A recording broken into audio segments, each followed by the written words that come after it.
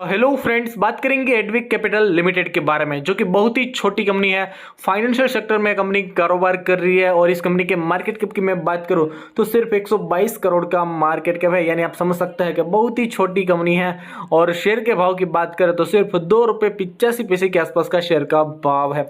और इस कंपनी के रिलेटेड दो बड़ी खबरें निकल के आई है जिसके बारे में आपको इन्फॉर्म करना चाहूंगा। तो फ्रेंड्स, वीडियो में अंत तक बना रहे। और ये पेनी स्टॉक्स हो सकता है कि आगे आने वाले दिनों में मल्टी बैगर रिटर्न भी देने का दमखम रख सकता है। तो जो पहली बड़ी खबर निकल के आई है उसके ऊपर एक नजर करें तो जैसा कि फ्रेंड्स यहाँ पे आप देख सकते हैं, एडविक कैपिटल के मैनेजमेंट की ओर से बीएससी को यहाँ पे एक रिपोर्ट सबमिट किया है, जो कि यह कंपनी बीएससी में लिस्टेड है। और एडविक कैपिटल की अगर हम स्क्रिप्ट कोड की बात करें तो यहाँ पे आपको स्क्रिप्ट कोड देखने को मिलेगा।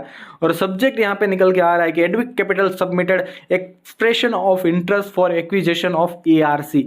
एआरसी मतलब एसेट रिकंस्ट्रक्शन कंपनी, जो कि आरबीआई के पास है, जो कि तकरीबन 29 एआरसीज है, आरबीआई हैंडल करता है। तो उसमें यहाँ पे एडविक कैपिटल ने एक्सप्रेशन ऑफ इंटरेस्ट सबमिट किया है। जी हाँ फ्रेंड्स, तो यहाँ पे एक बहुत ही बड़ी यहाँ पे खबर निकल के आ रही है। एडविक कैपिटल कहीं ना कहीं अपने बिजनेस को ग्रो करता हुआ नजर आ सकता है आगे आने वाले दिनों में। जैसा कि यहाँ पे आप देख सकते तकरीबन 29 एआरसीज है, तो कहीं ना कहीं उन एआरसीज में एडविक कैपिटल इंटरेस्ट दिखाती हुई देखने को मिल रही है। और ये जो एआरसीज होती है, जैसा कि फ्रेंड्स मैं आपको बता दूं कि जो कोई बैंक है उस बैंक का अगर लोन रिकवर नहीं हो रहा है, वो लोन डिफॉल्ट हो गया है, तो वो लोन क्या होता है कि आरबीआई के पास चला जाता है। फिर आरबीआई क्या करती है कि एआरसीज के रूप में ऐसी कंपनियों को दे देते, कुछ परसेंटेज रहता है कि वो लोन रिकवर करना है, तो उस लोन को रिकवर करने में आप जितना रिकवर का है उतना आपका, और कुछ परसेंटेज आरबीआई का भी रहता है। तो ये सब एआरसीज होती है, तो उसमें यहाँ पे कहीं ना कहीं एडविक कैपिटल इंटरेस्ट दिखाता हुआ नजर आ रहा है। तो ओवरऑल कहीं ना कहीं एडविक कैपिटल अपने बिजनेस को ग्रो करने में लगा हुआ है, तो ये कहीं ना कहीं अच्छी खबर देखने को मिल रही है एडविक कैपिटल के लिए।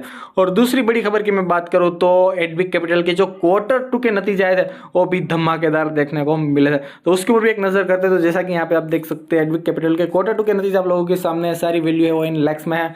और यहाँ पे अगर मैं टोटल इनकम की बात करूँ तो इस बार Q2 में तकरीबन 13 करोड़ का टोटल इनकम देखने को मिल रहा था, जो कि पिछले क्वार्टर में सिर्फ 4 करोड़ का टोटल इनकम था। क्वार्टर एंड क्वार्टर बेसिस पे जबरदस्त यहाँ पे हमें टोटल इनकम में इजाफा देखने को मिला था। कंपनी ने खर्चों में भी काफ़ी कंट्रोल किया था, जो कि 12 करोड़ का खर्चा था, पिछले क्वार्टर में 3 करोड़ का खर्चा देखने को मिला था। और नेट प्रॉफिट की बात करें आफ्टर टैक्स, तो जो नेट प्रॉफिट निकल के आ रहा है वो तकरीबन 1 करोड़ के आसपास का नेट प्रॉफिट देखने को मिल रहा है, जो कि पिछले क्वार्टर में तकरीबन 91 लाख का ही नेट प्रॉफिट था।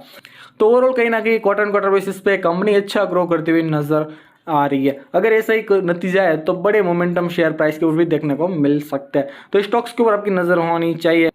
और किसी भी तरह को इन्वेस्टमेंट करने से पहले अपने फाइनेंशियल एडवाइजर की भी जरूर सलाह लेनी है, जो कि पेनी स्टॉक्स है, और पेनी स्टॉक्स में रिस्क एंड रिवॉर्ड दोनों ज़्यादा रहता है। तो अपने फाइनेंशियल एडवाइजर की सलाह लेने के बाद किसी भी तरह को इन्वेस्टमेंट करना चाहिए।